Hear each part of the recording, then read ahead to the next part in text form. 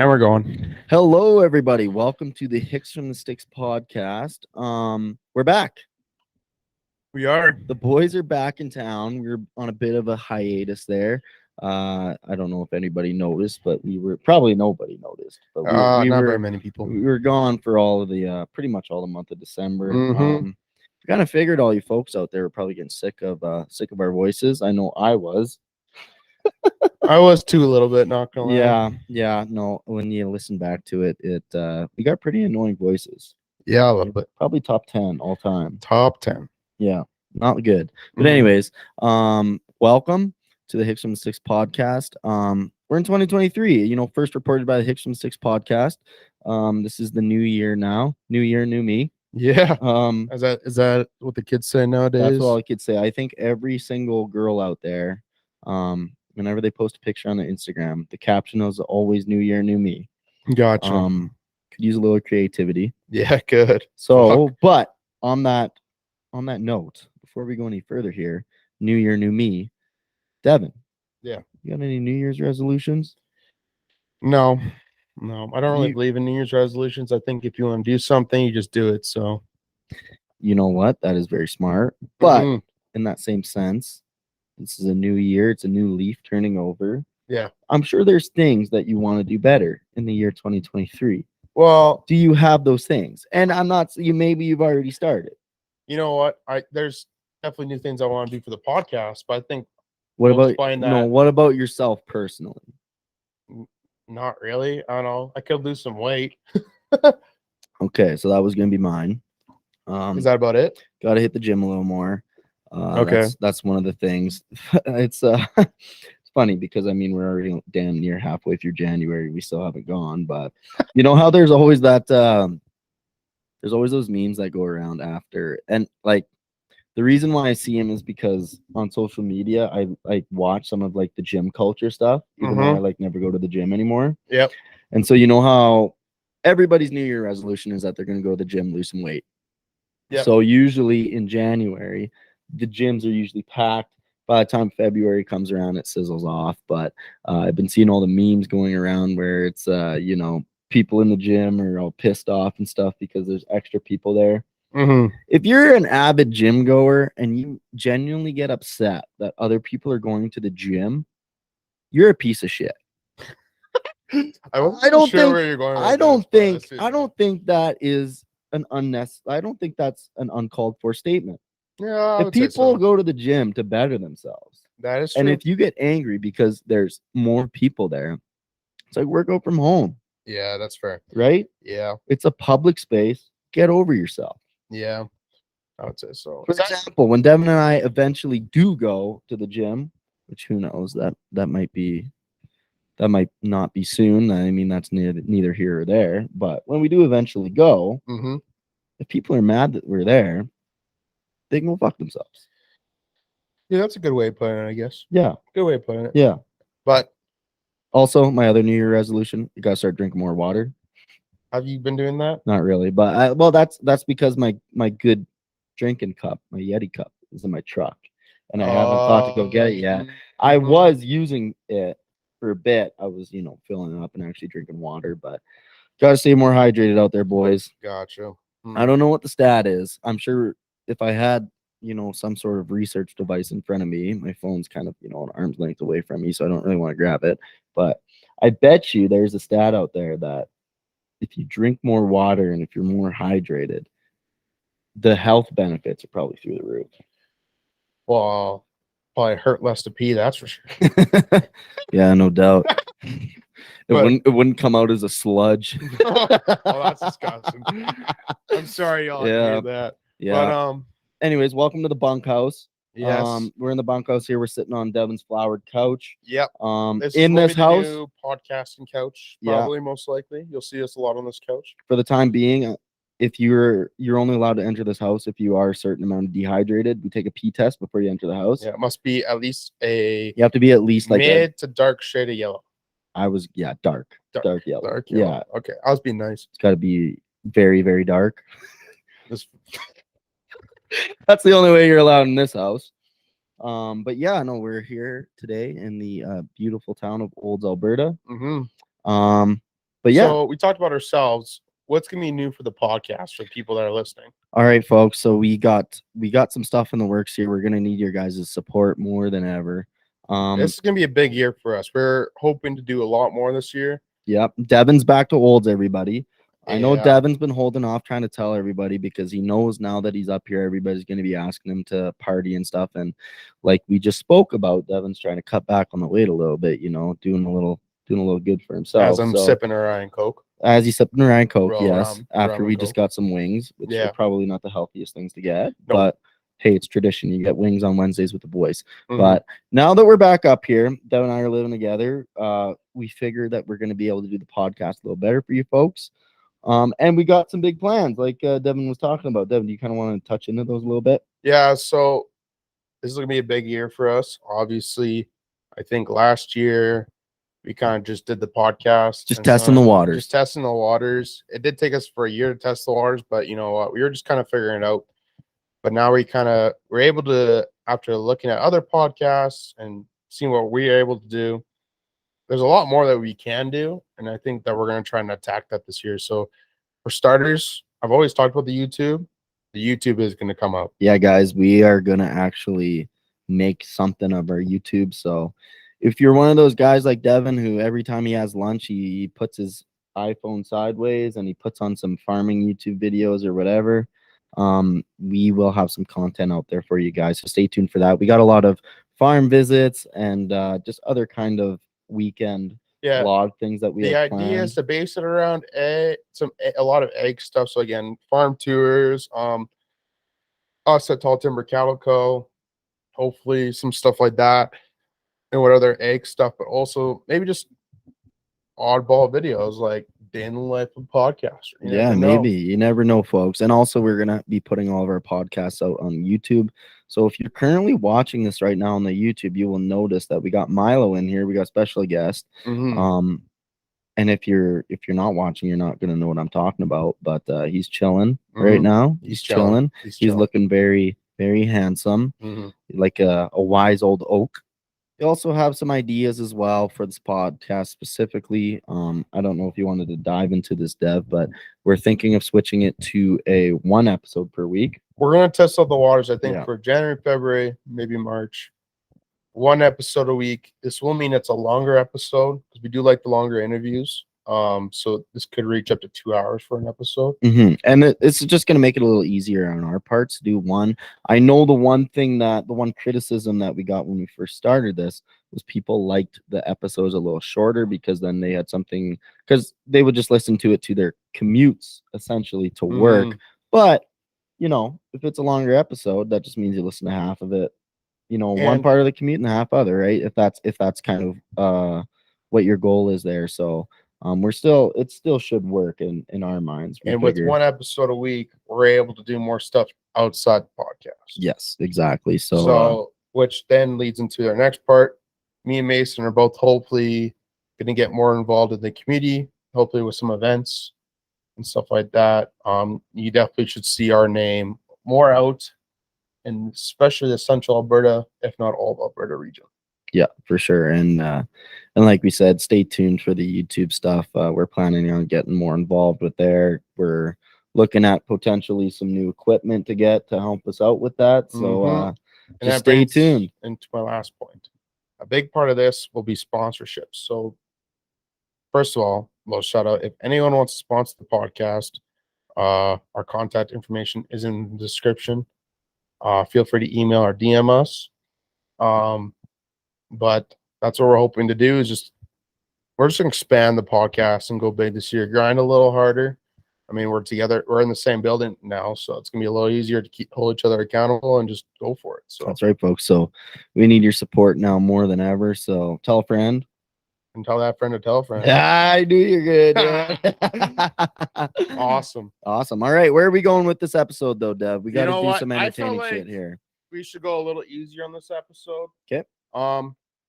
And then, so what we're going to do here is we're going to dive into the Western Word of the Week.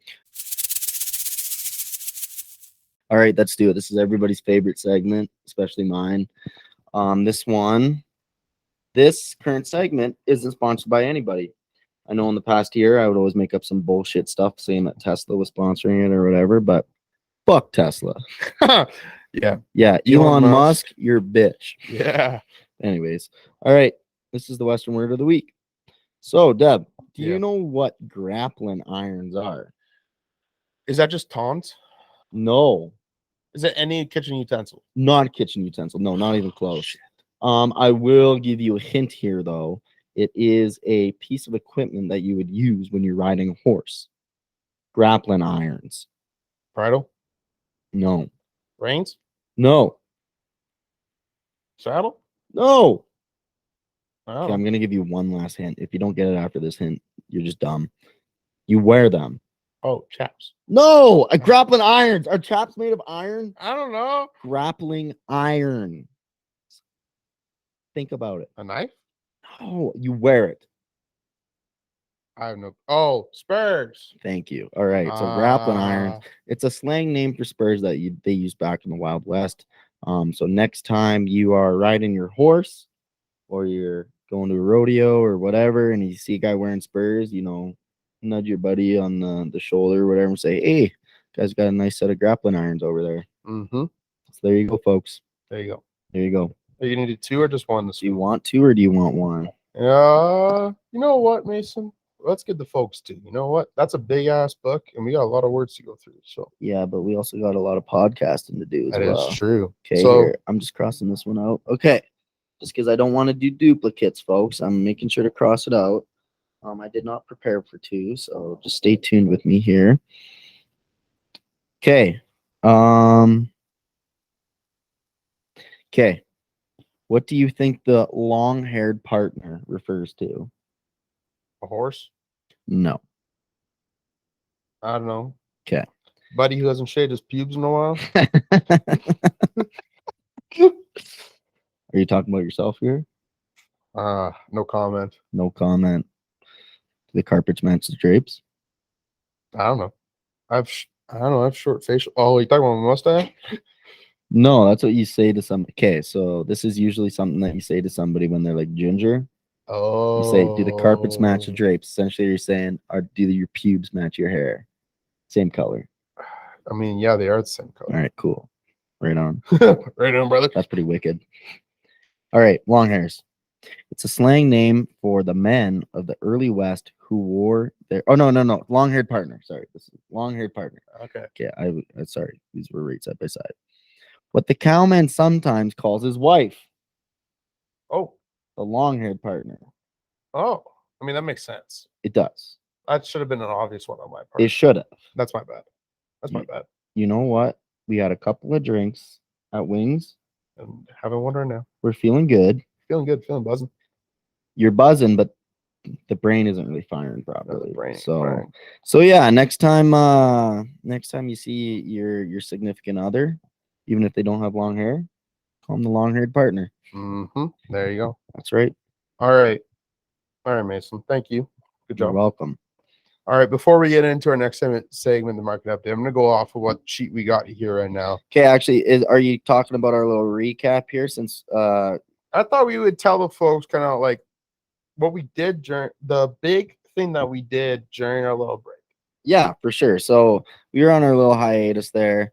Obviously there was Christmas, so I mean, Merry Christmas, Happy New Year, Merry Christmas, everybody. So I don't know if we were really gonna dive into that, but one of the big things Dev and I did while our little hiatus was going on here was we had a little trip down to Arizona. Mm-hmm.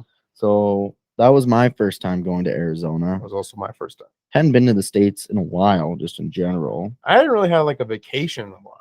Yeah, me too, man. Like an actual vacation. Well, it was an actual vacation. So I think previous to this little vacation, I think the only day that I took off work was I took off a day to help out with branding.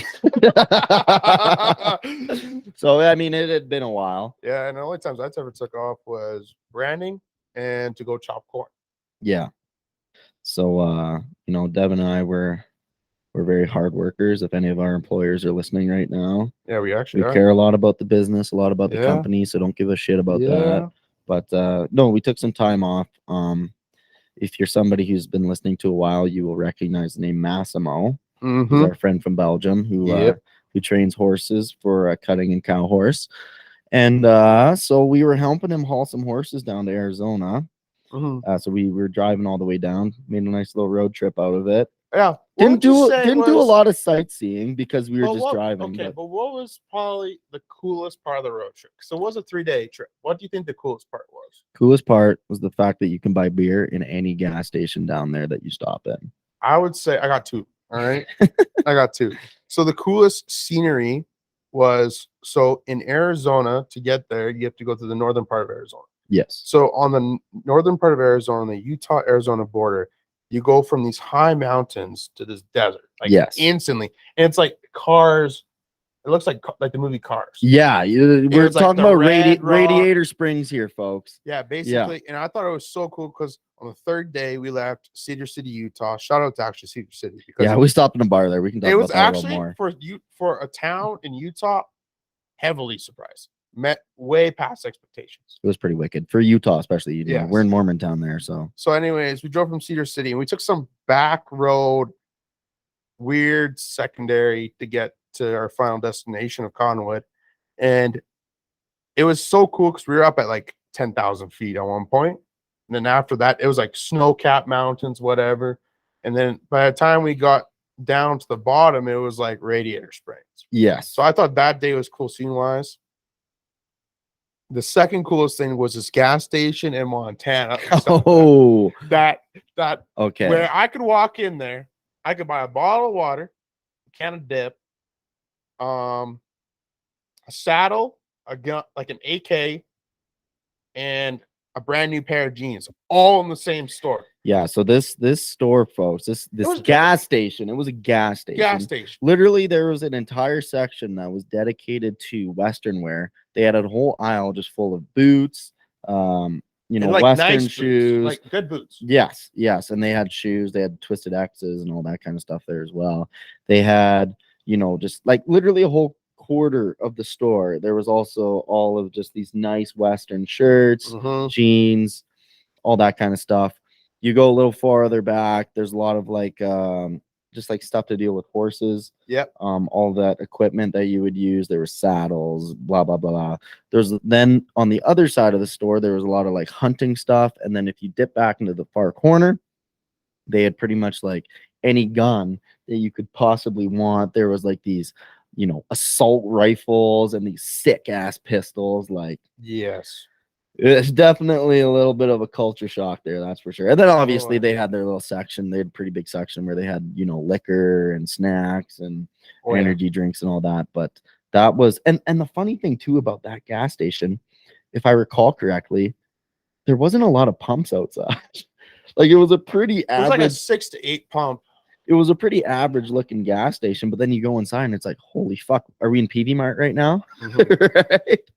My only one, I would say it was a pretty good road trip. I'm definitely like the 3 of us, we did pretty good, plus Pepsi, and the horses also did all pretty good. Pepsi is Massimo's The only knockoff I had of that road trip, and I forget where it was. I'm pretty sure we were in Utah again, but that gas station where it took us 30 minutes to pump 50 gallon, like our tank full of gas. Yeah. That was stupid. So before we talk about that, I want to talk about the first thing you said. When we were along the Utah-Arizona border, and we were kind of in that Red Rock area. Yeah. And then you dip down through the Navajo Reserve or whatever. Yeah. Super cool. Like obviously, neither of us have ever seen anything like that before in our lives. Radiator Springs. I thought I was going to see Tom Mater and Lightning McQueen rip around. I thought I was going to see Lightning McQueen, chasing Sally's ass, trying to. Get some stuff, if you know what I mean. They definitely did that in that movie. Yeah, definitely. I don't know how they fuck in that movie, but they were trying to do something. But super cool, just completely different than it is back home. And it also, you hear a lot of songs growing up about, guys on red dirt roads, stuff like that. That was our first time actually seeing red dirt roads. That was true. Right? That was true. I mean, we kind of just have to, when we're singing those songs, think about gravel roads because that's all we're really used to. That is true. Red dirt roads, folks. Red but dirt yes, So this gas station that we stopped at, it was the first, or I guess it was the gas station we stopped at before we had to go through Salt Lake City. So it was, just after the Idaho border. Yes. And it was just off the highway type gas station. Yeah. It was at a trucker gas station. We went to the first diesel pump that was available. And I think it was on the trucker, because I know so all these gas stations, they have the trucker diesel pumps. Yeah. And the cars. Well, we had the trailer with us and the horses. So we were like, okay, let's stop at the trucker one. Holy shit. It took forever to fill up our truck. We should have went in and said something. I mean, like, I kind of have a suspicion that the people who were running the store were just fucking with us, because like we kind of went in the store before and we were walking around and, you know, we were being a little obnoxious because, you know, we were stretching our feet and just being dumbasses. But no word of a lie, this pump, and it was at full tilt, was spewing out gas drop by drop pretty much. It took us probably a good like 40 minutes. Like we were playing tag at one point at the gas station. We were playing tag, and like it took so long to fill up the truck. Now we still made pretty good distance that day, so it's not like it was the end of the world. But yeah, that was the first time I've ever experienced a gas pump being that slow. It was ridiculous. Yes, but yeah, no. So road trip was good, and then we got to Cottonwood. We got to spend a full week in that kind of area, Cottonwood, Sedona, Flagstaff area. Just a quick highlight. What was your major highlight from that week? So if you haven't been down in that Sedona area, because this is kind of by Sedona, one of the things that I thought was super cool was we were about, I think, an hour away from Sedona, maybe 40 minutes. About 30 minutes or so. 30 minutes? Okay. So we were a good distance away where we had a good view of the Sedona. They call it the Sedona sunset. Oh, yes. Essentially what it is all that Sedona, they have those really big red rock mountains or whatever you want to call them.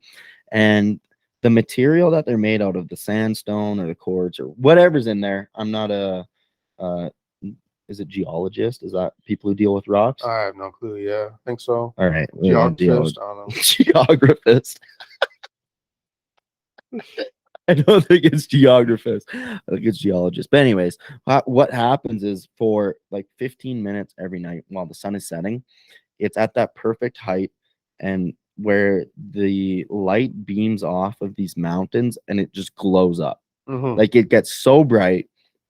And the house we were staying at, they had a patio that was looking right at the Sedona Sunset Rocks, and it was just beautiful. It was awesome. That was really cool. We checked out this other thing that was kind of nearby. It was, do you remember what it was called, Deb? It was like Montezuma's Castle. Ooh, that was good. Okay, so there's this site down there. It's called Montezuma's Castle. Funny thing is about this place is the facility, because it's a part of like the provincial park, it closes at 5 o'clock. We didn't know that. We didn't know that. So by the time we were finished in Sedona and we made our way over there, it was like 4:45 is when we pulled up. So I think you're supposed to actually pay to look at this thing. But we walk in there, we talk to the guy at the booth, and he says, "Hey, we're closing right away. You guys got enough time to walk out there, take a picture, and walk back." Oh yeah. So we walked out there. And essentially what it is way back in the day, the indigenous people down there, they pretty much carved an entire town into the side of this mountain. And there was an entire tunnel system of where all these houses and stuff would be connected. And really, to put it into perspective, I guess it's kind of like if you think about an ant colony. Oh yeah. Except in the side of a mountain. Yeah. Right. Like, and it was just really cool.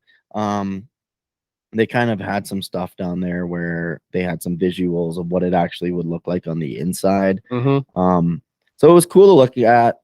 It would be super cool to check out the inside of that thing though. But obviously, because that material there is sandstone, if you had a lot of traffic going on there, it would just fucking destroy the whole thing. Yeah.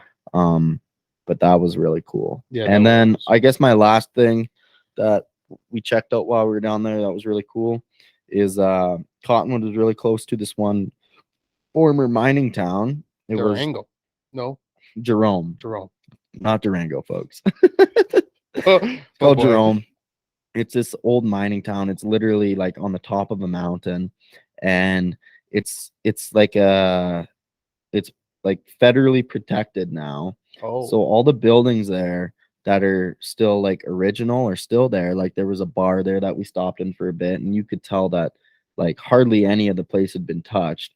And it was just super cool to see all the history yeah, of that's that, true. That's true. because you're walking in the buildings that were there during the Wild West, and you're walking past buildings that are I forget what they're called, but it's like the buildings that used to be the bars, or that they used during the secret prohibition. bars. Yeah, I the forget what they're secret bars called. during the prohibition.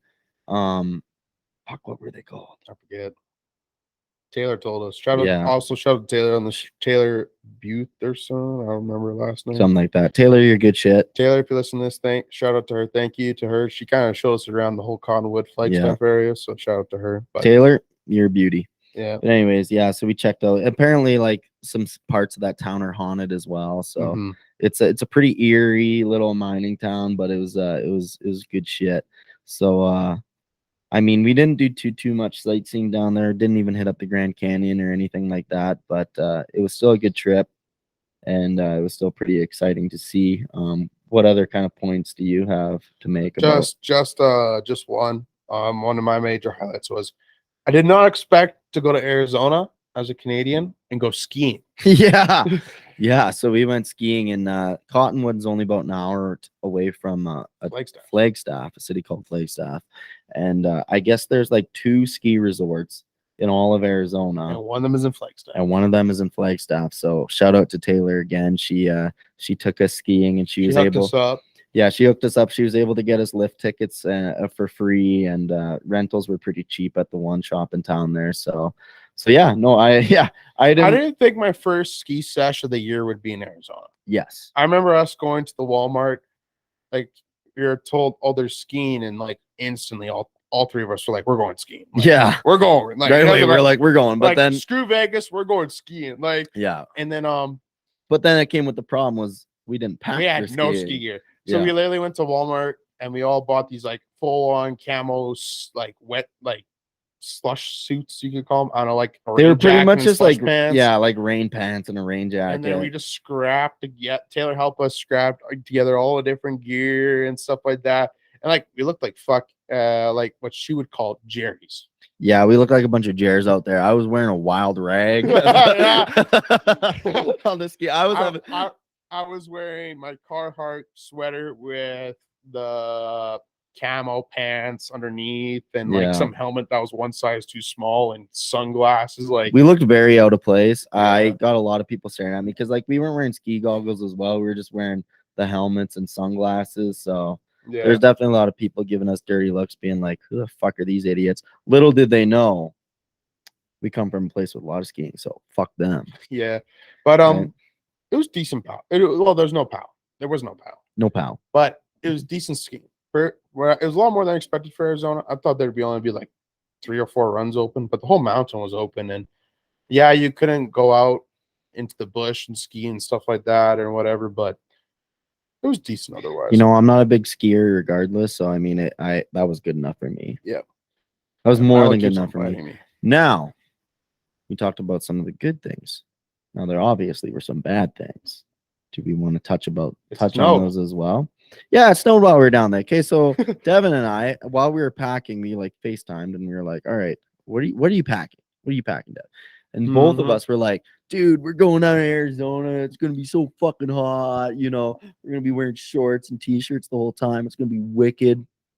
We go down there, and another thing about going down there is everybody you talk to that's down there, they try telling you temperature in Fahrenheit. Yes. So that was a big struggle as well, trying to do the conversion. 32 is 0. I learned 32 degrees is 0. And I learned -40 is -40. What? -40 Celsius is -40 Fahrenheit. Really? That's where they meet up? Yeah. Oh, cool. Yeah, fun fact of the day. I didn't know that. Yeah. but yeah, so that was it was kind of funny. It'd be like we'd be talking to Taylor and she'd be like, oh yeah, it's like 50 degrees out, and be like, okay, what's 50? Like, you're not really speaking my language right now. I have zero fucking clue what you're talking about. But yeah, I would say the first 2 or 3 days it was better than what it was up here, because I think at the time when we were down there, it was -20, peaking -30 when we were down there. However, it was what? like Well, oh, you mean up here? up here. Yeah. But when we were down there, it was like 0 to 10. Yeah. So and especially for the first 2.5 days. I think the third day when we were building that fence, it got up to about 10 degrees, or at least it felt like it. Maybe that's because we were fat and building fence. But yeah, we were working up a sweat. Yeah, I think the hottest it got down there was about 10 degrees just Celsius. in our area that but then every night it was getting below 0. like the water fountain outside was freezing. Yeah, like we'd wake up every morning and there'd be frost on the ground. So it was, and it even snowed the one night. So note to self: if you go to the northern part of so we were in the northern part of Arizona. It's not like Phoenix. Yes, because we went to Phoenix on the last day, and even that hour-and-a-half drive, huge difference. I was even talking to my boss today, and he said like today, and he's more like by Scottsdale. Yeah, it was like 20 degrees. Yeah. So if you're in the northern part of Arizona, up in the mountains, or the big hills, as Mason calls them,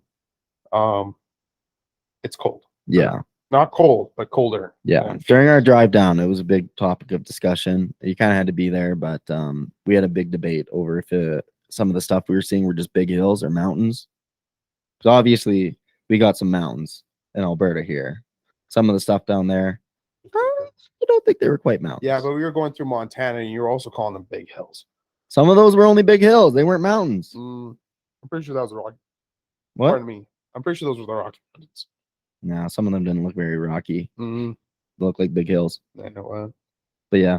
Anyways, Arizona, really cool. You can buy beer from any gas station you want. You can get a shitload of tobacco products. Yeah, so not saying that we endorse tobacco products, but we kind of do. You can get like a tin of chew and like a pack of smokes down there each individually. Yeah, it's like $5 for a pack of smokes, $5 for a tin of chew. Like so much cheaper down there. And it's like the first gas station we stopped at in Montana when we were down there. Do you remember that one guy that was ahead of us? He literally bought 3 rolls. Yeah, he was like, it was payday today. Yeah. He bought 3 rolls, and he bought like $30 or something like that. It was stupid. It was more than that. It was because there's what, five tins in a roll. $25, so $75. So $75. Tins. That's, you can get two in a pack of gum for that up here. Yeah, literally. So yeah, so it's like I'm surprised more people don't have issues with nicotine addiction down there. Maybe they're subtle about it. Maybe, yeah. But no, overall, I thought Arizona was a great time. Would do it again, definitely, especially with the fellas that we had. It's pretty fun. So no, it was a good shout time. Out to Massimo to hang out with us the whole time. Yep, we missed for sure.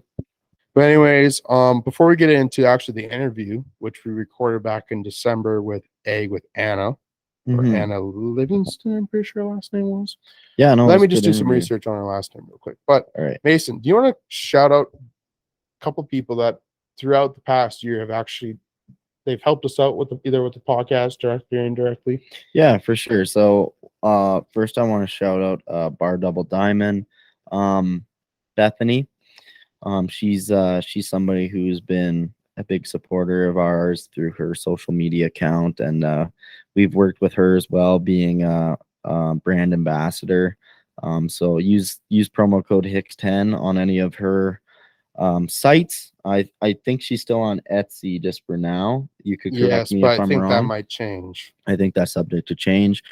So yeah, go check out her stuff. She's got some cool stuff, and she's also kind of in the same boat as us. She's very ambitious and looking to expand her business. So check her out. She's got cool stuff, cool Western wear stuff, and yeah, like I said, she's going to be expanding. So stay tuned for that. Second shout out, Tall Timber Calico. Always got to shout out Tall Timber Calico. James and Izzy, they give us so many opportunities throughout the year to go out to their ranch and help them out and get our hands a little dirty, and they're go buy some beef. Yeah, so go buy some beef from them. find a farmer, Farm to fork, baby. farm to fork. You're in the market. If your freezer's running a little dry, go check out Tall Timber Cattle Co. or maybe go stop by and give James and Izzy a visit. Mm-hmm. And All right. yeah. All right. So I'm sorry, Anya, if you're listening to this, but I completely butchered your last name. It's not even Livingston. It's Illingworth. Oh, not even close. Yeah, that wasn't very close. I'm sorry. I apologize. Yikes. But Whoops. yeah, so we recorded this interview back in December. We thought it would be a good way to have an interview ready to go. Apparently not new year, new dev. Not new year, new dev, no. But so this is old dev in this interview. So new year, old dev. But she is currently a master's student at the U of S in agronomy by the sounds of it. So we talk a lot about the different research that she's doing. And also, she is a grain farmer also in Saskatchewan as well. That's so right.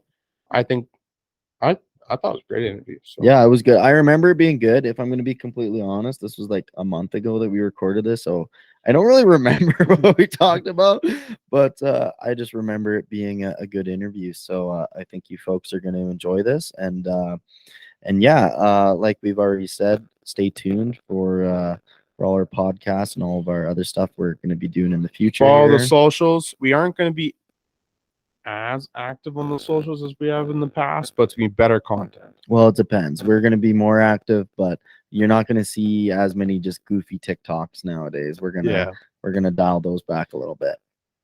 Couple every once in a while. Yes, obviously. Yes. All right. Well, let's dive in. All right, let's do it. We were interviewing Trevor Bales, and we had like a 20-minute bullshit beforehand. And he even was like, "Are you guys recording yet?" And we were like, "Nope." Yeah.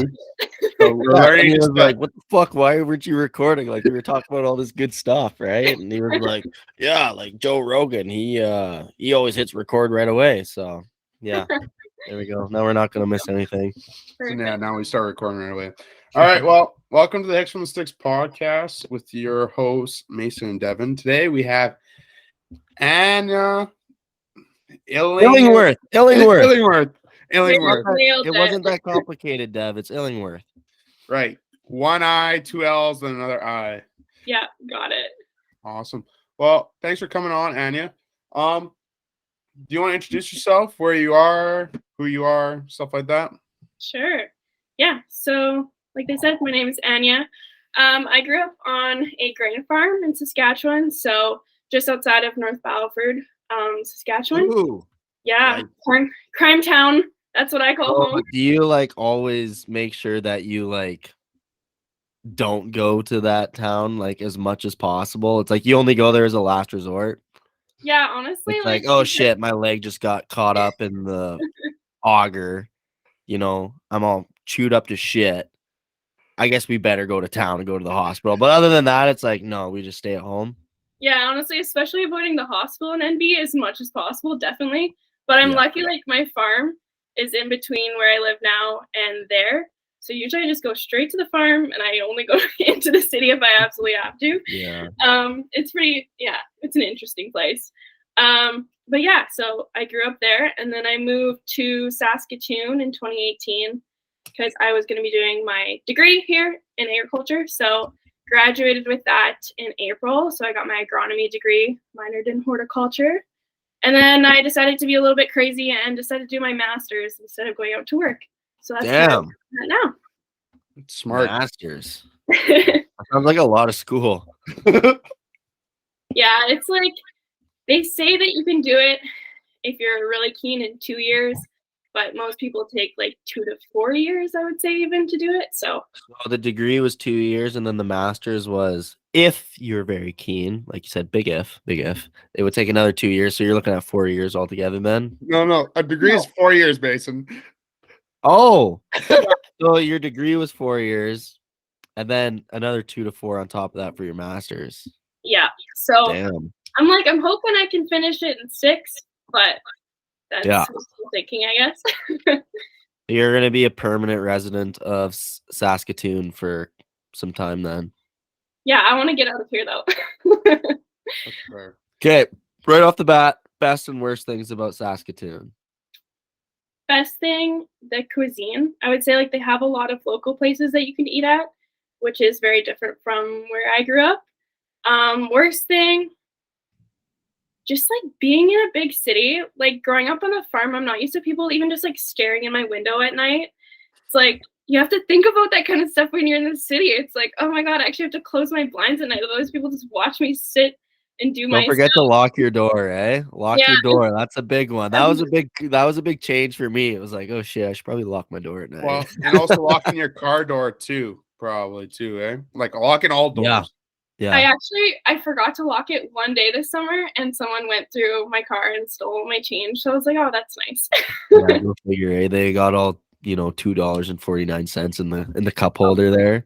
It wasn't much. They made away like bandits. Yeah. Okay, so you say cuisine is a big change. So then are you a big like sushi person? Because you obviously living out in the country, it's very, the towns that will have a sushi store are very far and few in between, right? So is that something that is like that you love? Sushi? Yeah, I like sushi. I'm like really into like Vietnamese cuisine though. Mm. Have you guys ever had like the rice noodle bowls or like the fresh rolls with like the peanut sauce? That's really good. No. No, I don't know if Olds has a Vietnamese place. I think we do. Oh. Hey, it's gluten free usually. It is because usually I think it's egg noodles or something. Yeah. Rice Rice noodles. Yeah. Well, I think we'll have to hit that up, Mason. Yeah, Deb, you might have to do a little more research into this. Yeah. All right. Another kind of icebreaker type question here. All right. Would you rather live in the hottest place on Earth or the coldest place on Earth? I feel like this would depend on when you ask me it, but just because you're asking me on a day that's minus 47, I'm gonna say Holy shit! Wait, it's minus 40. I thought it was cold here. It was like minus 30 here. It feels like minus 47 tonight. So I think it's like only actually like minus 35 or something. But yeah, I'm done with the cold right now, so I'm gonna say the hottest place. You know what? This guy that you're looking at across the camera is named Devin. He's been bitching all day about how cold it is. So tell him right now, just be very personal about it. Just tell him to fuck right off. Because that's like, we don't have it. We're not that cold right now. How cold are you guys right now? Like close to minus 30, probably. That's still pretty cold, but Yeah. Before or after wind chill, Dev? Before or after wind chill? After. Yeah. there you go. After. Yeah. Well, it's cold. You know what? It's cold. Okay, well, Dev, what's your answer for that same question? I'd rather live in the coldest place, even though You'd I rather live way in, like, about. Antarctica. Yeah, well, I don't know. I'd rather freeze to death than burn to death. Put it that way. Okay, Think about so it. in this hypothetical, pretty much you're saying you'd rather live in Antarctica or The Sahara Desert. like the Sahara Desert. Yeah, I guess both those aren't good options. No, they're not. Yeah. Are you That's the the point of the person that question. would burn a bunch if you're in the hot though? Like in the sun? Well, you'd like dehydrate. Would dehydrate. That makes no You sense. just expecting to shrivel up like Yeah, I don't feel know. like this hypothetical is very flawed, Dev. I think either way you're just gonna die because it sounds like you're either stranded in like in the desert or you're stranded just in the snow on the North Pole. Yeah, well, that's why it's a hypothetical. All right. Also, I figured this out too. There is a Vietnamese place in Old. It's called Kin. there you go. Cool. So I guess we'll have to hit that up, Mason. Look it Yeah, I'll up. have to give that a shot. All right. Well, let's get into some meat and potatoes here. We have a few sections here. First one is the college and research. So where are you going to college right now? University of Saskatchewan. So we're both college kids. What's university like? Like give it a rundown. Like is it like pretty easy? You I can think sleep it's pretty in? similar, but the tuition is like 3 times as much. How much do you guys pay in tuition?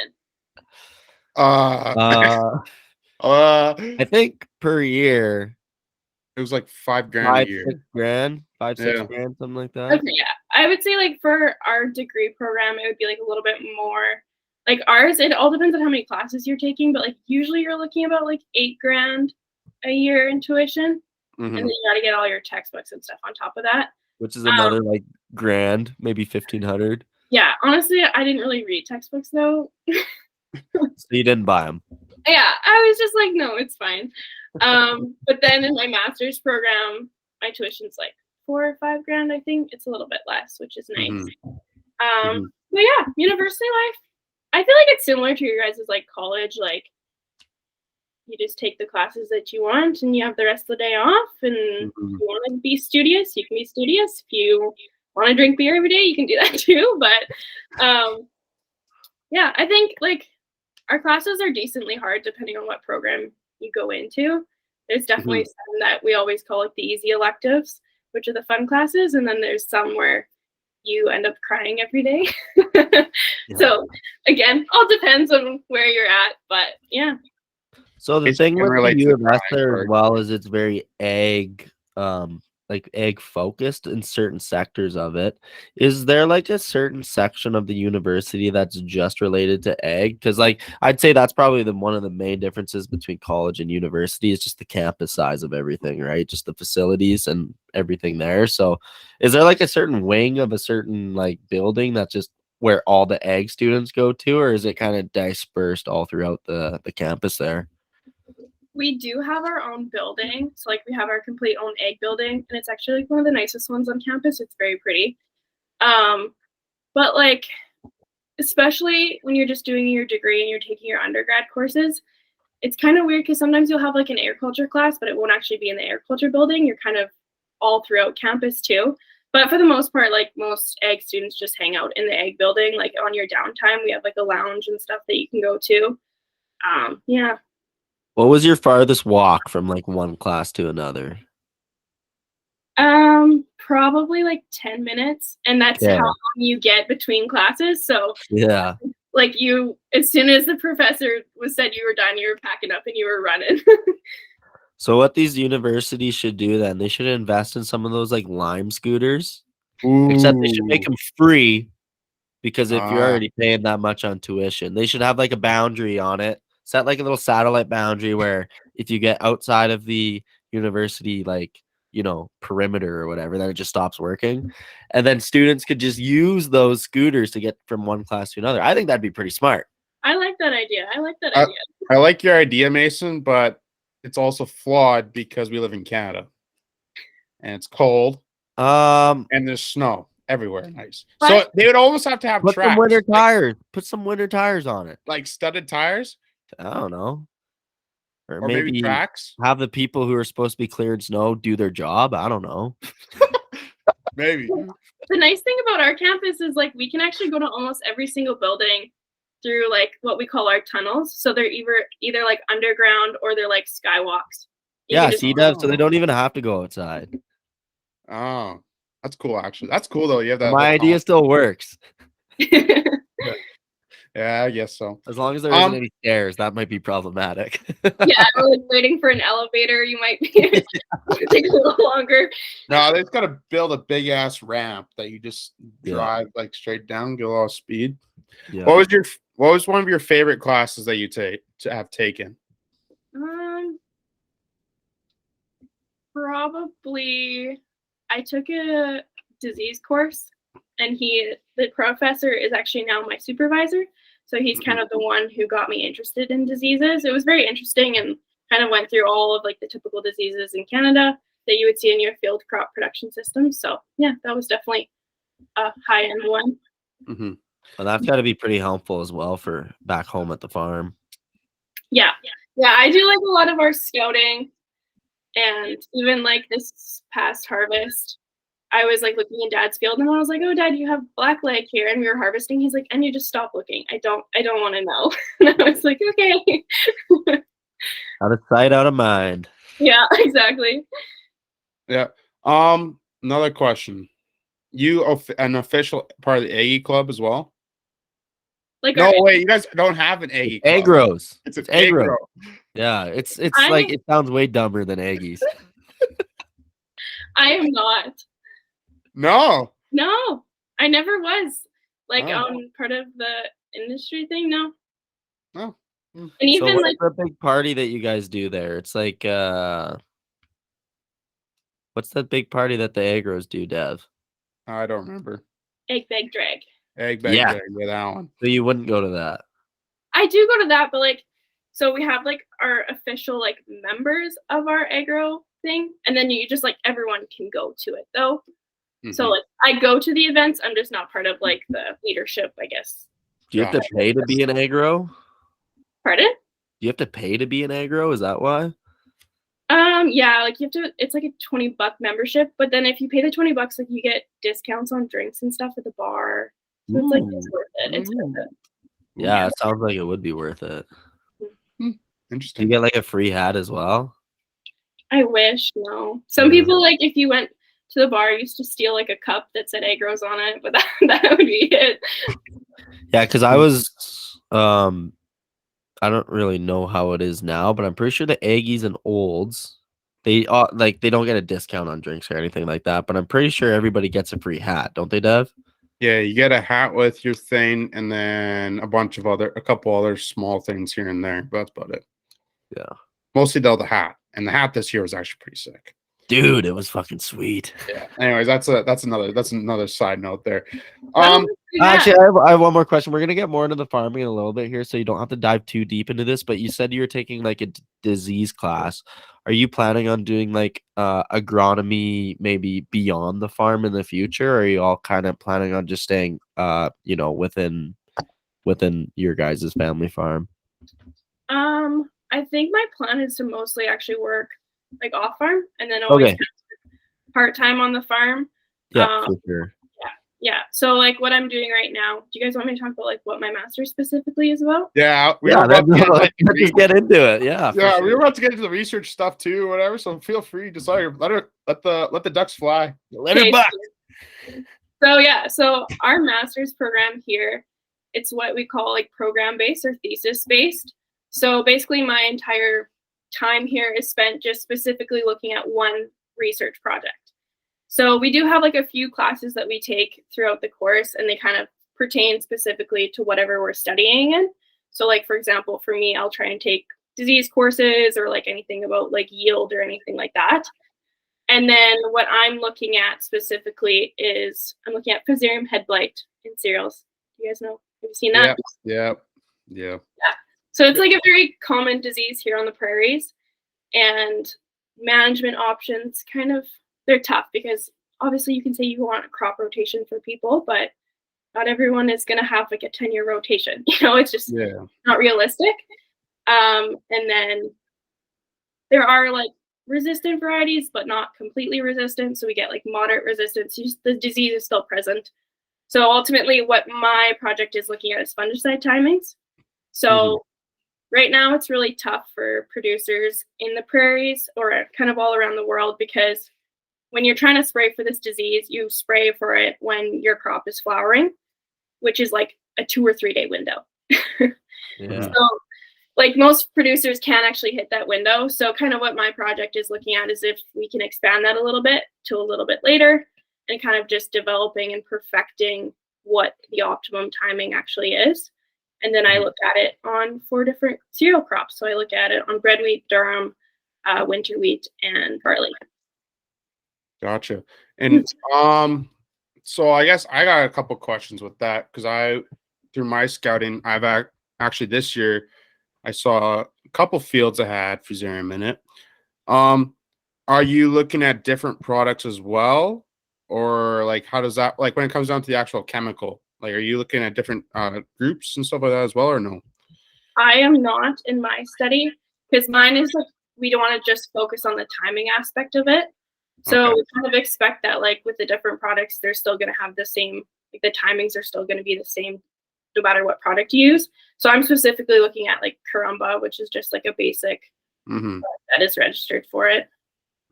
Gotcha. And then also, I had another one. Agronomics. Are you guys looking at the agronomics of where the timing is as well? Or not really? Like, because I know it's one issue, especially southern Alberta, is that guys don't see the benefit dollar-wise in spraying fungicides.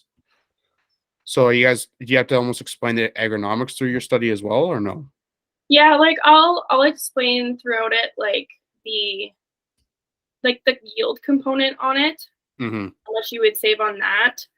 I don't know if I'll really go into like the dollar amount necessarily, That would be like maybe something that I don't talk in my research project, but when I'm, presenting to farmers, I might talk about it a little bit. Mm-hmm. With Fusarium head blight, kind of the biggest thing is why we want to control it is not only because it reduces our yield, but it also creates like a mycotoxin in the grain. Yeah. So that's regulated at the elevator. And like, for example, malting barley, you can't have any of that DON content in there. So it's really important for farmers to manage it that way. So a lot of them don't want to spray because it's hard to tell if you're actually going to get the disease or not, but it's kind of just a preventative measure. So like, you don't get your ass kicked later on in the season. Yeah, that's fair. That's awesome. I had another question, but I didn't write it down. And then so is this for both years? So you're doing 2 seasons of this type of thing, or is this like just 1 season, then you got to do another or study next year type thing? Yeah, I'll do it for 2 years. So kind of like a huge thing is with research is like, you want to get as much data as you can. So I actually run it out of 3 locations, and then I replicate it 4 times at each location too. And then I run that for 2 years. So it's just a lot of gathering data to make sure that you are getting the same concise results throughout each treatment. And then, so I run that for 2 field seasons. If something goes wrong, there is potential that I might have to run it for a 3rd, but hopefully just 2. Sounds like a lot of spreadsheets. Yes, a lot of stats. So you're a whiz on the old Excel, eh? I try to be. I'm still learning on it, and I have to take like an advanced statistics next semester, and it's going to be interesting. You might want to watch a couple YouTube videos. Yeah. So I guess continuing with this master's thing. So do you do the study and classes at the same time? Yes. Like we have to take 3 classes throughout our time there, so you kind of get to decide what classes and when you take them. So for me, I kind of lucked out just with the classes that I'm going to take. It's 1 per semester, so it's actually pretty easy, and then the rest of the time I get to spend on my project and that kind of thing. So it's a nice little balance. And then I don't know, are you going to continue on with schooling after the master's and maybe work more on this thesis or no? My supervisor has asked me, like, so a step up from your master's is your PhD, and that would be like when you're called a doctor. And are you gonna get that too? Yeah, but that's another 3 years minimum. You may as well just do it at this point. So we'll see when I get to that point, but right now I'm leaning towards like maybe just getting out into the industry after, so we'll see. And what was another question? Have you done any other research in the past? Be referred to as a doctor, eh? That'd be pretty dope. I know, that's like, that would be a pushing factor of like, get your PhD just so I can make people call me Dr. Anya Illinworth. Yeah. Like, that'd be sweet. That would be pretty dope. Yeah. That would be sick, yeah. Have you done any other research? Devin. Dr. Devin. Oh boy. All right. Have you done any other research in the past, or is this your first project? Yeah, I have worked for companies in research. So like after my first year of my degree, I went and I worked for Bayer in their canola breeding research program there. So a lot of like regulated canola stuff. Basically they just like bred a bunch of canola lines, and I was the one getting the kind of the first bulk look at all of them. And then I guess I worked for BASF last year. Yeah, last year. And that would have been like pretty much a driving force of why I did my master's. So there, it was like a research farm on crop protection. So they looked at herbicides, fungicides, and seed treatments. And it was very cool to see like the process of the research side there, and kind of inspired me then to go on. How do you feel about spraying in those big white protective marshmallow suits? I did it for one summer and I hated it. Hated spraying because you always sprayed in crop and fungicides in +30 no matter what. Always. Don't know why, but you did. It's terrible. Like when I worked for BASF, we would have like our spray days, and you would literally be in that suit for like 5 hours. And by the end of it, you were just like disgusting.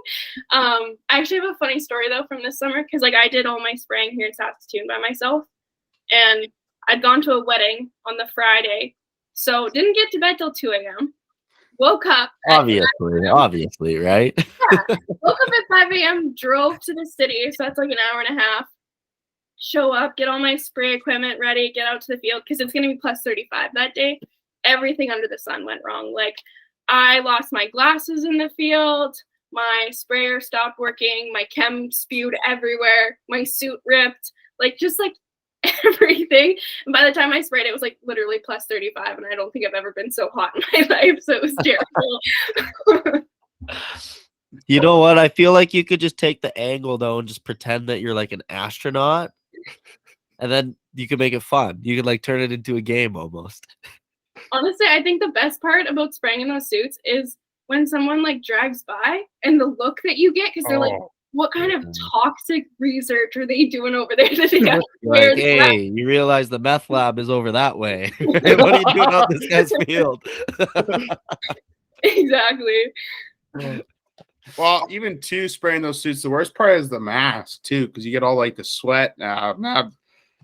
Oh, yeah. Flashback. You wear like a gas mask? It's You like go it's like a full face respirator. Jeez. like it's like the top of the top, especially when you're doing like that like in crop like with the chem companies and you don't really know what you're putting into the bottle. Yeah, it's a little It's sketch. just got the mystery substance in there. Yeah, it's the research ones where they don't know what it's gonna do to you. Yeah, they just say, hey, just don't let it touch your skin or else you'll get cancer. No, but actually though. Yeah, literally. Awesome. All right. Have you ever thought, okay, so you went to school for ag and stuff. Did you ever think though of maybe going to school for something else, like basic like engineering or becoming a nurse or something? Be a teacher. Yeah, actually, I Maybe thought a real doctor. I always kind of figured I was going to be a teacher. Like, even from when I was little, I thought I was going to be a teacher. And then it wasn't until like I got really involved with my family farm that I realized, no, I don't want to do that. So I think probably like even in grade 10 in high school, I realized that, no, I want to do agriculture. And then even like applying for universities, I know a lot of people usually apply to different programs. I was like, no, one program, I know where I want to go, what I want to do. So awesome. Yeah. And then you talk about going into industry. Sorry, dinner's coming back up. Talking about going in industry, what do you mean by which part of industry do you want to get into? Like, do you want to continue with the research, or is there like, I don't know, you good salesman, or you know what I mean? I think ideally I would want to end up still in the research world. So kind of, I think a dream job would be to be like a research agronomist or research biologist is what we call them. So basically running a small plot research farm would be very, very cool to me. Or even there's some positions too where you do research with the farmer as well. So, you know, they might run the trials for you, but you're the one who goes in and rates them and looks at all the data. So I think that would be something that would be really cool. I'm not a salesperson, I don't think. But I guess the other aspect would be like public trust too, would be really interesting to go into. That would be like later down the line when I am done with working in the field and want more of an office job. But yeah. Awesome. Speaking of farm, let's jump into that. Well, actually, before we get into that, I kind of had a question. So you were just kind of talking about how your decision process was looking into like going to U of S. Did you ever or to go to the U of S? Is that the only place that you could take your program at, or is there like anywhere else you could have gone? For my master's? Yeah, because you probably, I don't know if there would have been anywhere in Alberta that you may have been able to take that, but like, did it ever cross your mind to maybe like leave the province and, you know, go for a little vacation somewhere else for a year or two, if you know what I mean? Yeah, like, yeah, I'm not sure like what other universities, like, I'm not sure if Edmonton would maybe. There probably are some schools in the States you almost could have gone to as well, right? There's like University of Guelph, and like there's ones in Ontario that would be more popular. And even like I have someone who graduated with me in like just from my degree program, and she ended up going to like Finland or something. So there's definitely like international opportunities. There's opportunities away, but I think one of the things is I wanted to pick a project that applied to when I came home to the farm. I'd be like, this is why I'm doing it. I see the importance of it and bring it back to the farm. And I think also I'm a homebody. I love my family farm and I love my family. So it's nice to just have that hour and a half drive to go home and help with that harvest and seeding and all that kind of stuff too. So Hey, ain't nothing wrong with being homegrown. yeah. Ain't nothing wrong. All right. Now speaking of home. All right. So where is the farm and what's the family history behind the farm? So I think it would have been my great grandpa. Like I'm a 5th-year generation, I think. So yeah, he kind of homesteaded, and then my grandpa and his brother then split, and my dad then took it over from my grandpa, and now it's kind of, that's where it is. My dad's still farming with my brother, and then I'm kind of part-time, but yeah. Gotcha. Awesome. And then what's your current rotation kind of looking like? We have a very small rotation, unfortunately. It's a canola wheat, just because there's a lot of crops that can't really grow in our area. Like I am a fan of peas just because of their benefits to the soil and that kind of thing. But we have really bad Phanomyces root rot where we're located. So they recommend having a 10-year plus rotation on that. So as you can imagine, that's very tough to kind of find enough land. And we only farm like 3,700 acres. So there's not much there. So we usually try and have like 2 quarters of peas every year. But for the most part, it's just wheat and canola. Gotcha.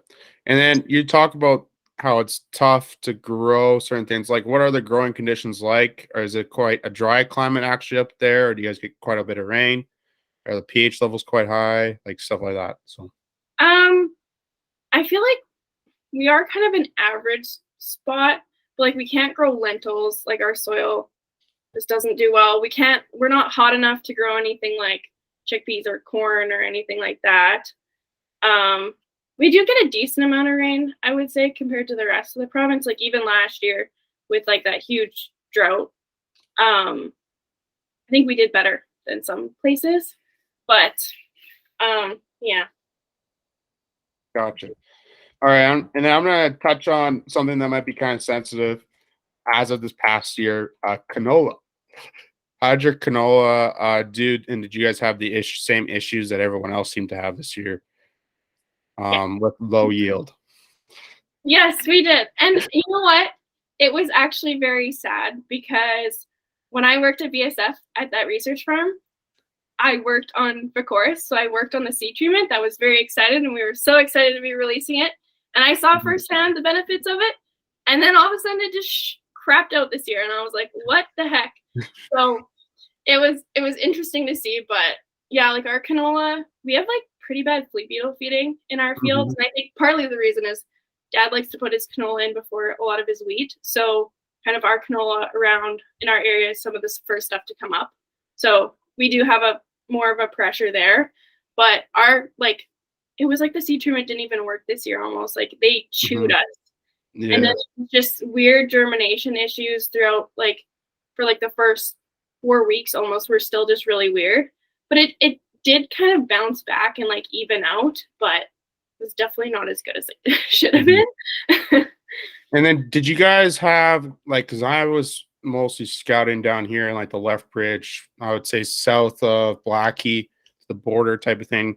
And some of the other issues we had was continuous bug feeding throughout the whole year, ligas and everything. And then for some reason, all the canola across the board, it got up to like the 6th leaf bolting stage and then like stalled.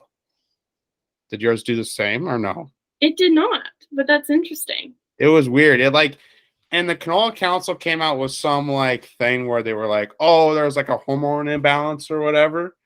But okay. I don't know. It was canola sucked this year. And it sucked to scout too. I have never scouted so much canola in my life because it just seemed like there was something wrong every single time you stepped in a field. So were you like specifically just looking at Invigor canola, or were you looking at other DeKalb and Invigor? So what do you guys mostly grow then?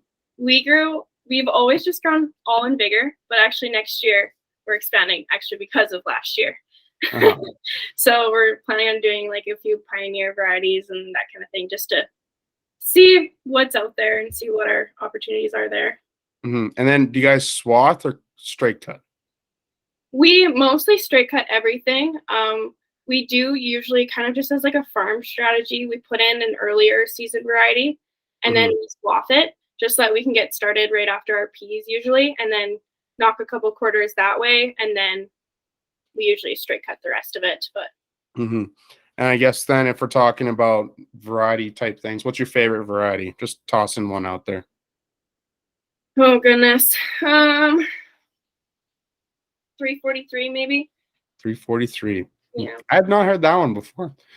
That's a lot of 233s out here, 340s and 345s. So. Oh yeah. Awesome. Mason, you have any idea what we're talking about? Yeah, my favorite is actually the 69. That's my favorite one. Mason is not the biggest crop guy, but that's okay. I have zero fucking clue what you guys are talking about. Sitting back like, okay. Yeah. I'll sit here with my beer. You guys go off. Awesome. All right. We don't have to keep on talking about that. What's kind of like, so you can say you're kind of part-time, but what's kind of your roles on the farm? So during harvest, I'm not really part-time. I would say I'm full-time. So I'm either like, I used to be our full-time grain cart operator, but now kind of we were running 2 combines, whereas we always ran 1 before. So now I'm kind of usually in the combine and then maybe in the grain cart if that's what it's needed. And then, so yeah, pretty much full-time during harvest, but then the rest of the season, like during seeding, I don't really like, we only have 1 seeder and my brother is the only person who runs that. And then for my sprayer, my dad is very strictly, he's the only one who runs the sprayer. So the other seasons, it's like mostly just I'm doing gopher jobs. So it's a lot of just any odds and ends that need to be done on the farm, and then as well as I do a lot of the scouting as well. Gotcha. Why does your dad like spraying so much? Honestly, I don't know. Like he sometimes likes to work alone, and I think maybe he just likes it because it's like nice and peaceful. He just goes and does his own thing, and that's what he loves to do most of the farm. What'd you say, Mason? It's therapeutic for him. That's what it is. Yeah, fair. All right. Probably. I don't know. Another hot question here.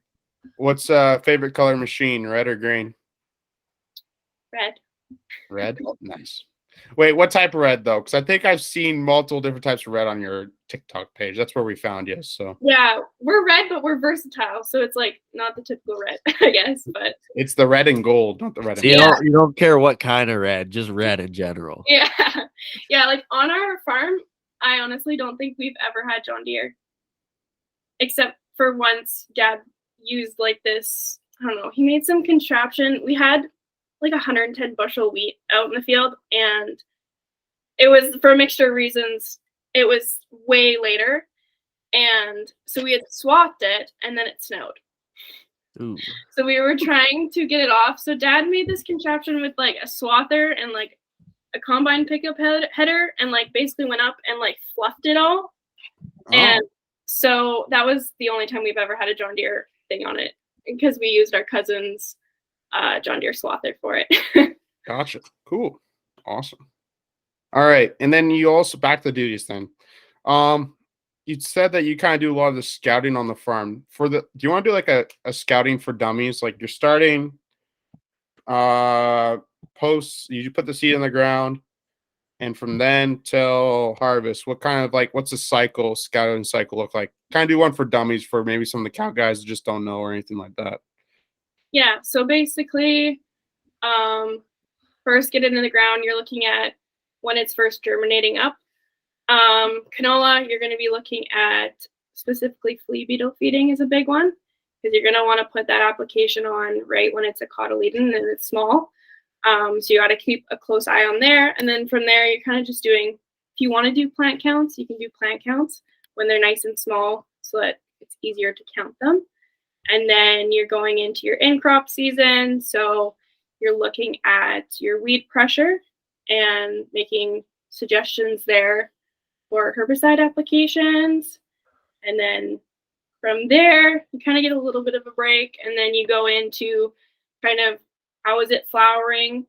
Again, that's when you're going to be doing your CO crop production, sprays. So your FHB spray was when they're flowering there, as well as when your canola is flowering, you're going to be looking at doing a fungicide. And then you're going to want to look at how it's flowering as well. That could be a key tell on what your crop is going to yield. And then from there, you can look at, like, for example, canola, pod filling. So you might want to go out there and look at what the pods are looking at, if you have any abortion there from heat stress or anything like that. And then after that, it's desiccation season. So going in and look at your timings and seeing when you can start spraying to kill it all. Gotcha. Awesome. And there you go, folks. Scouting guide for dummies. You can probably find it on Amazon somewhere. Yeah. Hey, Have you thought about using a drone to help you out when you're scouting? ooh. Yeah, like actually that's one thing in my master's. There's a few other master's students who are doing drone work, and it's very cool. I don't know, like it's tough because in order to like get a lot of the quality stuff, you need to get a high quality drone, which is quite expensive. So I'd have to convince Dad to farm expense that one.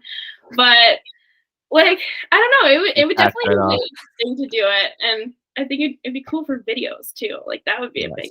It's like Yes. the content out. You could build, yes. Imagine how much better the social media account would become, right? Exactly. Right. There you go. Okay, so when you're walking around scouting these plants, are you like blasting tunes, or you just like to be one with nature? Honestly, I'm either blasting Zach Bryan or Okay, I can get behind that. like a weird crime podcast. Ooh, okay, you had me at Zach Bryan, then you lost me.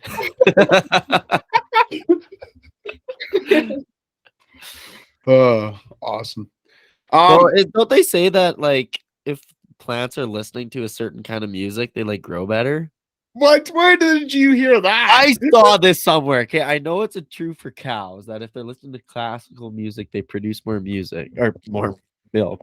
But I'm gonna Google here if plants grow Yeah, actually, better. the cow thing, I think I've heard that. Yeah, it's that's true an because it actual, was like, in study National I've heard Geographic too. for kids, so I know it's true. Well, while he's looking that up, is there any other innovative practices maybe you'd hope to bring to the farm in the future from the university or anything like that? That's a good question. I don't know. I think there's a lot of advancements right now in agriculture, but I think that is one thing that's like on our farm, we don't do a lot of precision ag of anything. So I think that would be interesting to kind of bring onto our farm and kind of, do a lot of like SWOT mapping and stuff like that. It would just even to look at like our monitor on our combine and see where's our variability in our field and then go from there too. Gotcha. Awesome. Mason, Yeah. I saw you laugh, so obviously you found something. So I Googled, do plants grow better when listening to music? And you know how there's like the little blurb that'll come up right away on Google? It says, no, music will not help plants grow, even classical. But when you go down and you look at some of these other articles, it does say that plants thrive when they listen to music that sits between 115 Hz, whatever that is. Yeah, it's hertz or something like Hertz, that. It's yeah. like, Between 115 and 250 hertz, because the vibrations emitted from the music emulate similar sounds in nature. So there's that. And then there's another one that says, why do plants grow better with music? So actually, I think they do grow better with music. I've come to that conclusion now. When the cells are stimulated by the sound, nutrients are encouraged to move throughout the plant body, promoting new growth and strengthening their immune systems. Unfortunately, none of these things, these quick things that I just read, say what kind of music specifically. So I guess you're going to have to kind of figure that out for yourself. So it can't just be karaoke. Yeah, you have to figure out what genre you got to go with. there's your next study. Yeah, Just there's have your a bunch homework. of Yeah, plants. use that for your PhD. Awesome. All right. Last kind of farm question. Unless Mason, do you have any more? Have you guys ever had any cows at all, even just for shits and giggles? We have not. Like the last time we had cattle, I guess my grandparents did. We actually had a little dairy, and then they got rid of that like 60 years ago, probably now. Ooh. And we decided just to specialize specifically in the crops because we got into like the certified seed business. So that was a whole new gamble. Gotcha. Awesome. Do you Last wish you had question. cows? Oh, What was that? Do you wish you had cows? Yeah. do you hope to bring cows back to the farm? Oh my God. Like when I was little, I actually found like it was like on a notepad, and it was my Christmas list that I had written for mom and dad because I always have wanted animals. And it was like a list of like a cow, a horse, and then on the end it was like a fence because that was the reason my dad always said no animals because I don't want to build you a fence. So I was like, well, if I ask Santa for it, it's fine. Yeah, that's great. Santa might bring it. Santa always comes in clutch, right? Yeah. Santa wouldn't be able to make it though to all the stops because you spending all night making your one little fence. Yeah. Oh man, he just put the elves to work, man. Yeah, that's fair.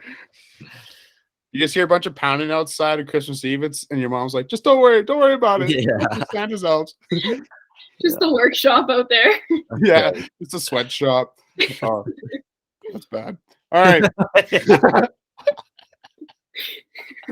All right. Last question. Do you plan to take over the farm in the future or no? I do not. My brother kind of plans on taking it over. Depending on where I end up, I would love to go back and farm with him.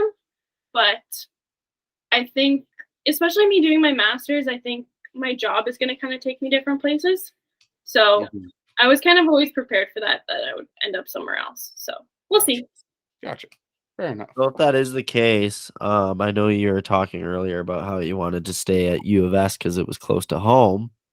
Would you ever entertain maybe like taking, if you do get to agronomy or something, like taking a job somewhere not close to home? Yeah, like even with BSF, they have like it's called a PDP program. So basically after your master's, you can like go and do this program, and it would take me to either like Alberta, Manitoba, may even take me internationally. So I think that would be a cool opportunity. I think I would only want to be away for like a couple years and then end up back. But even then, like I would be fine to like end up in Alberta or Saskatchewan as long as I'm not like 10 hours away. But oh, heaven forbid you end up in Alberta. Holy shit, man. Damn, that would be brutal. Hey, we still have Pilsner over here. It's all okay. Yeah, we do. There you go. I saw you drinking one. I was like, nice. Yep, that's right. Awesome.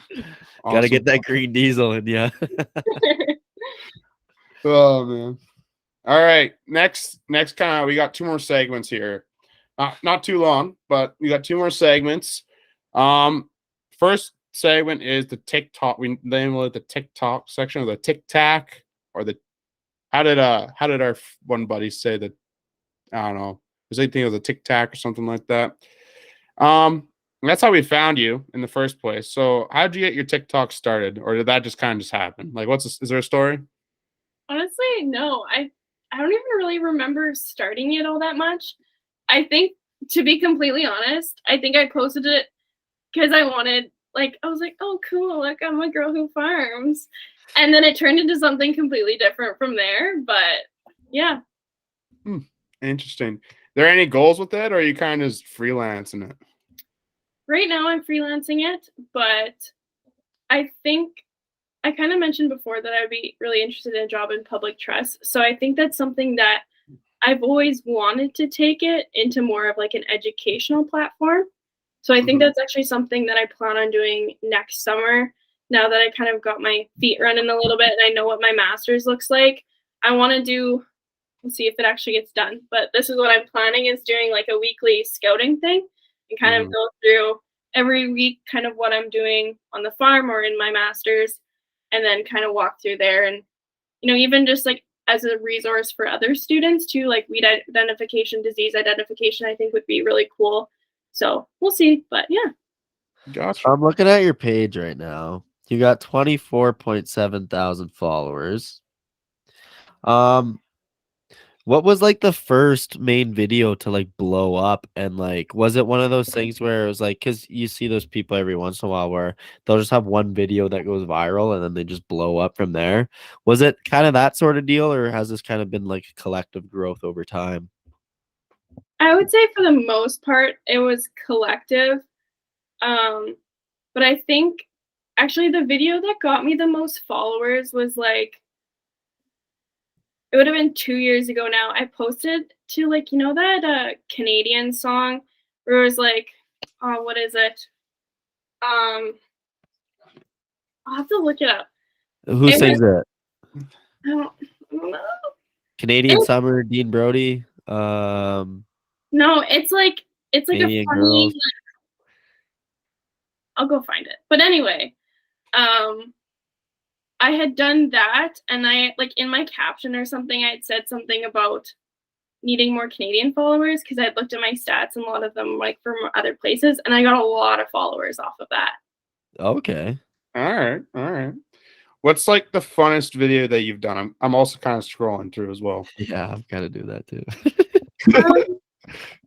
Honestly, I think one of the funnest one was this year. I did a day in the life and during harvest, and it was supposed to be our last day of harvest, and it was not because everything went wrong, and I think it was just kind of funny doing it. Gotcha.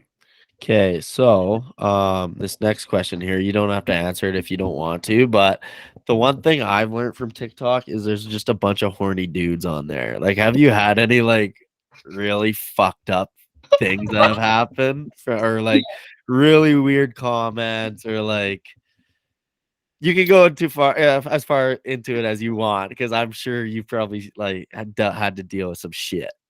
Yeah, like I think it's nice, like, that TikTok, now you have to be friends with the person for them to message you.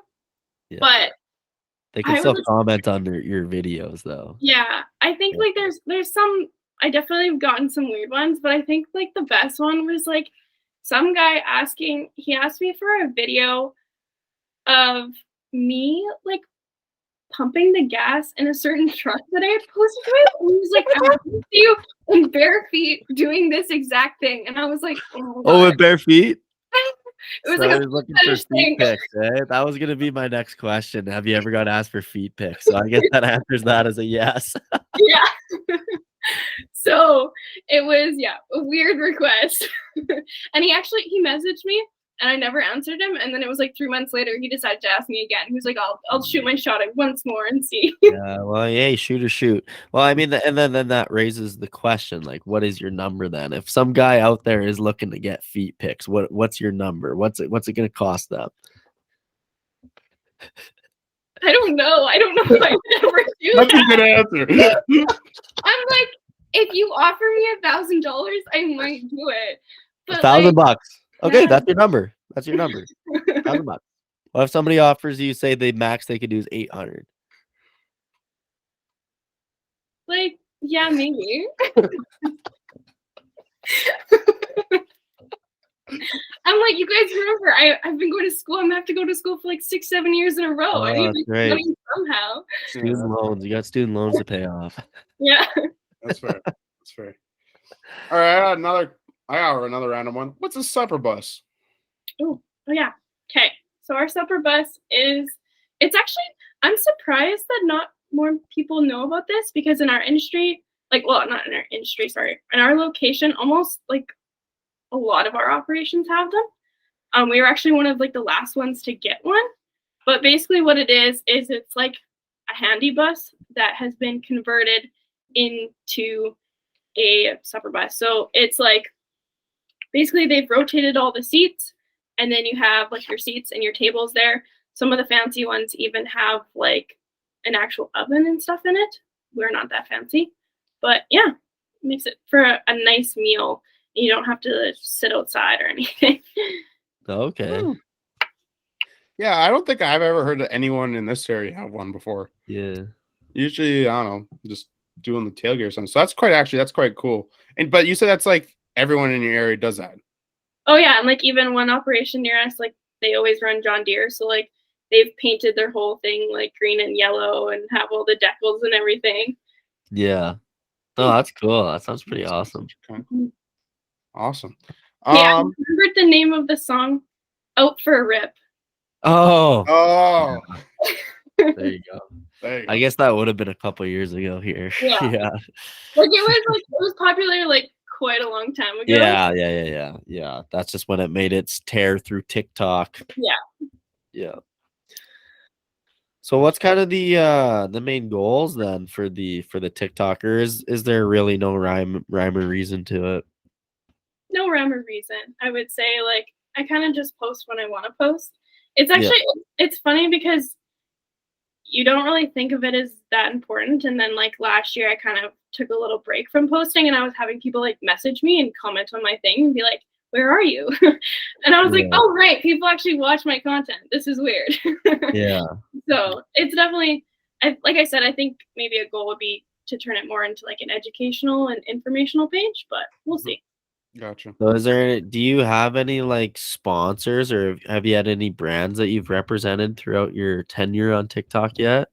Honestly, I haven't. The only thing is like I mentioned Sugar Green, and I think that's how you say it, in one of my videos, and he ended up sending me some hats, so that was cool. But, There you go. There you go.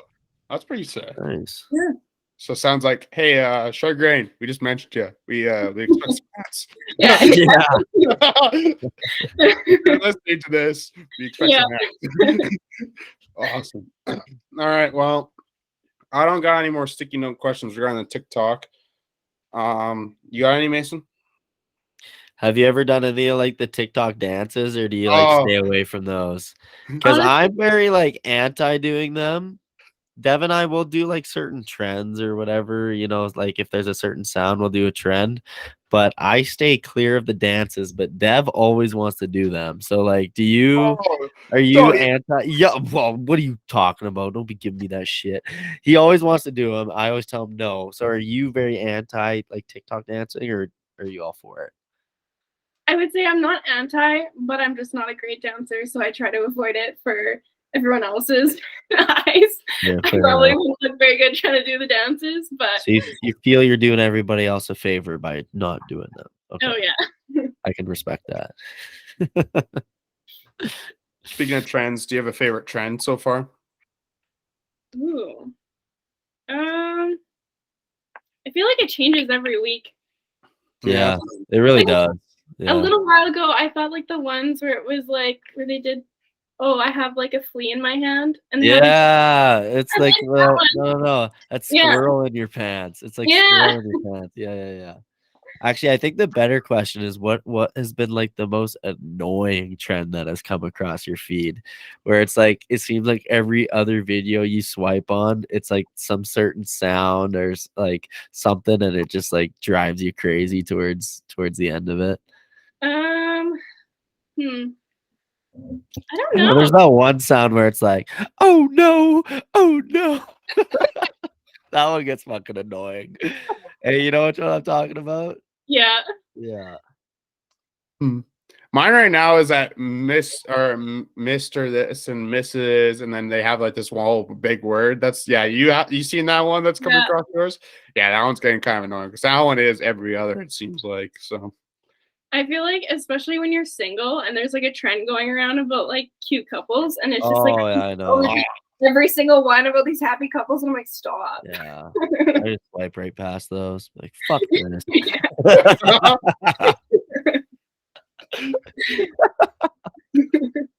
yeah. Screw you guys for being happy.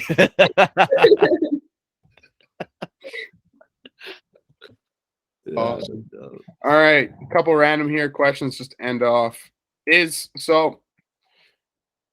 The non-Saskatchewan Alberta Prairie people, can you attest, is Pilsner the shit? Like, is it really like the best beer out there or no? Yes.